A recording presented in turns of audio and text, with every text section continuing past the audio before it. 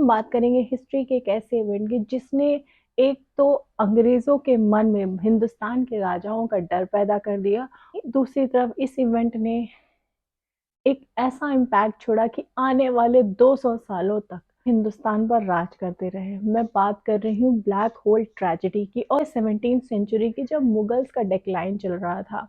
क्योंकि औरंगज़ेब की डेथ हो गई थी 1707 में। 1707 में औरंगज़ेब की डेथ होने के साथ ही औरंगज़ेब का कोई भी हेयर अपेरेंट इतना काबिल नहीं था कि वो इतने बड़े राज्य को संभाल सके या उसको करके रख सके। अब यहाँ पर ज़ाहिर-सी बात है कि जब रूलर उतना स्ट्रॉन्ग नहीं है, इतना बड़ा जो एम्पायर खड़ा किया था औरंगज़ेब ने, वो अलग-अलग स्टेट में बँट गया। उनमें से एक सबसे इम्पोर्टेंट स्टेट था बंगाल का। बंगाल वो एरिया था जो सबसे ज़्यादा फ्लरिश था और पूरे इंडिया की इकॉनमी बंगाल के थ्रू ही चला करती थी। और ये वो दौर भी था जब अलग-अलग देशों से ट्रेड के लिए भारत की वेल्थ के लालच में, भारत की प्रॉस्पेरिटी के लालच में फॉरेन नेशनल बराबर इंडिया आ रहे थे। क्योंकि सभी भारत की प्रॉस्पेरिटी से अट्रैक्ट थे और भारत को अपना एक ट्रेडिंग पार्टनर बनाना चाहते थे। इनमें फ्रेंच, डच, पोर्टुगीज़ और सबसे इम्पोर्टेंट ब्रिटिशर्स शामिल थे। धीरे-धीरे 17th सेंचुरी आते-आते धीरे-धीरे तो बाकी सारी पावर्स थोड़ी कमज़ोर होने लगी। सबसे ज़्यादा एस्टैब्लिश जो हुए वो हुए ब्रिटिशर्स ने यहाँ के लोकल रूलर के साथ भी बहुत ज़्यादा ट्रेड एग्रीमेंट किया और उसके चलते वो अपना ट्रेड किया करते थे। उस समय बंगाल के नवाब हुआ करते थे, नवाब सिराजुद्दौला, जो 21 साल के बहुत ही ज़्यादा होनहार और टैलेंटेड योद्धा थे। बचपन से ही एक योद्धा बनने की ट्रेनिंग दी गई थी। ना सिर्फ अपनी वॉर टैक्टिक्स में बहुत ज़्यादा एफिशिएंट थे, बल्कि उस टाइम पर बंगाल में बहुत ज़्यादा इम्पैक्ट भी रखते थे। ये इतने ज़्यादा शक्तिशाली थे, इनके नाम से अंग्रेज़ भी डरते थे। यहाँ पर ब्रिटिशर्स ने जब बंगाल के राजाओं के साथ अपना ट्रेड स्टार्ट किया, तो उन्होंने कई सारे ट्रेड एग्रीमेंट किए, लेकिन ब्रिटिशर्स हमेशा से ही अपने ट्रेड एग्रीमेंट को ना फॉलो करने के लिए जाने जाते थे।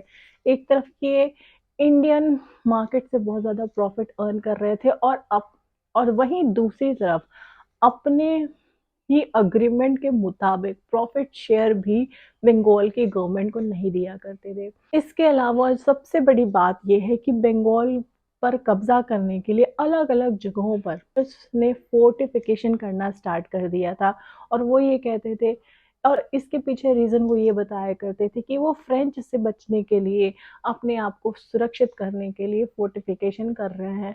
और इनमें से सबसे इम्पोर्टेंट था फोर्ट विलियम। नवाब को इन सारी बातों का पता चला तो नवाब अंग्रेज़ों से गुस्सा तो थे ही। नवाब ने अंग्रेज़ों को फोर्टिफिकेशन करने से मना किया। उनको ये कहा कि आप नवाब ने फ्रेंच को भी दी और फ्रेंच वहाँ पर रुक भी गए थे, लेकिन ब्रिटिशर्स नहीं माने। वो फोर्ट विलियम को बनाते चले गए। अब नवाब को इस बात पर बहुत ज़्यादा गुस्सा आ गया और 16 जून 1756 को नवाब सिराजुद्दौला ने अपनी आर्मी के साथ कैलकटा के फोर्ट विलियम पर अटैक कर दिया और वहां पर की सेना ने ब्रिटिशर्स की आर्मी को बिल्कुल तहस-नहस कर दिया और पूरे फोर्ट विलियम को अपने कब्जे में ले लिया। अब फोर्ट विलियम को कब्जे में लेने के बाद नवाब ने उसी फोर्ट विलियम के अंदर सारे ब्रिटिशर्स को कैदी बना करके वहां पर एक दरबार किया। उस दरबार में कैलकटा का नाम बदल करके रख दिया गया अलीनगर और वहां पर मौजूद राजा मानिक चंद को, जो एक लोकल ट्रेडर था, फोर्ट विलियम का सिक्योरिटी इंचार्ज अपॉइंट किया गया। ये वही मानिक चंद है जिसने अंग्रेजों के साथ बैटल ऑफ प्लासी में साठ गांठ करके नवाब की सेना को हरवा दिया और यहीं से शुरू हुआ ब्रिटिशर्स का भारत पर राज करने का सिलसिला। इस दरबार के बाद सिराजुद्दौला वहां से चले गए, लेकिन वहाँ पर ब्रिटिशर्स और इंडियन आर्मी में थोड़ा बहुत स्ट्रगल चालू रहा। अब इस दरबार के बाद सिराजुद्दौला तो वहाँ से चले गए, लेकिन वहाँ पर ब्रिटिशर्स और इंडियन आर्मी में थोड़ा बहुत स्ट्रगल चालू रहा। इस स्ट्रगल के चलते एक इंसिडेंट ऐसा भी हुआ कि ब्रिटिश सोल्जर ने इंडियन सोल्जर को गोली मार दी।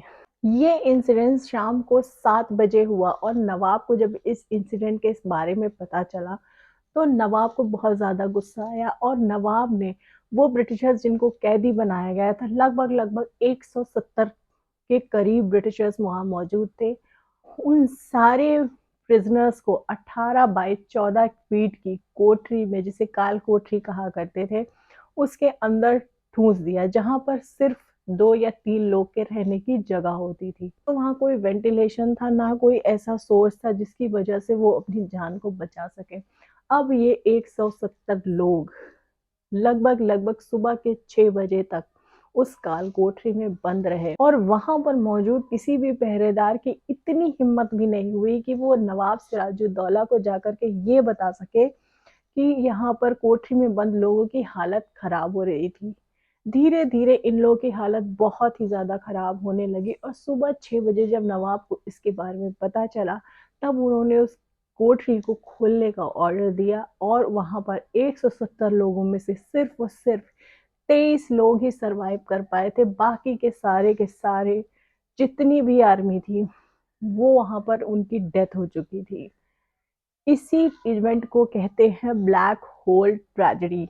सोचने वाली बात ये कि क्या ये इवेंट सचमुच में हुआ था या सिर्फ ये एक मिथ है, क्योंकि वहां से बचने वाले एक ब्रिटिश सोल्जर JW हॉलवेल ने अपने एक राइटिंग में ये बताया था कि जब नवाब के सामने उनको हाथ पैर बांध करके लाया गया, तब नवाब ने उनसे ये कहा, क्योंकि आप वो एक ब्रिटिश आर्मी के ऑफिसर थे, तो नवाब ने अपने सोल्जर से ये कहा था कि इनके हाथ पैर खोल दिए जाएं और इनके साथ किसी भी तरह का मिसबिहेव नहीं किया जाए। जब एक नवाब एक ऑफिसर की इतनी इज्जत कर सकता है, तो क्या सचमुच में वो 170 लोगों को काल कोठरी में डाल सकता है या उनको मरने के लिए छोड़ सकता है? नवाब ने जब फोर्ट विलियम पर अटैक किया और फोर्ट विलियम को अपने कब्जे में लिया, तब अगर वो उसी समय चाहते तो उन ब्रिटिश सोल्जर्स को वहीं पर मार सकते थे, उनकी जान ले सकते थे, लेकिन नवाब ने तब भी ऐसा नहीं किया। ऐसा माना जाता है कि ब्रिटिशर्स ने इस इवेंट का बदला लेने का बहाना बनाकर नवाब सिराजुद्दौला से बंगाल लेने की सोची, इसीलिए उन्होंने इस इंसिडेंट को इतना बढ़ा चढ़ाकर बताया, और जिसके चलते 23 जून 1757 को बंगाल के नवाब के ऑफिसर्स मानिक चंद और मीर जाफर को अपनी तरफ मिला करके उनकी गद्दारी का फायदा उठा करके की आर्मी को हरा दिया और नवाब को मौत के घाट उतार दिया, और पूरे बंगाल पे अपना कब्जा जमा लिया, और धीरे धीरे पूरे हिंदुस्तान को अपने कब्जे में ले लिया। माना जाता है कि शायद ब्रिटिशर्स ने ये इवेंट को इतना ज्यादा बढ़ा चढ़ाकर इसलिए ही बताया था, ताकि वो आगे आने वाले समय में इसको अपनी आने वाली लड़ाई का एक्सक्यूज बना करके यूज कर सके।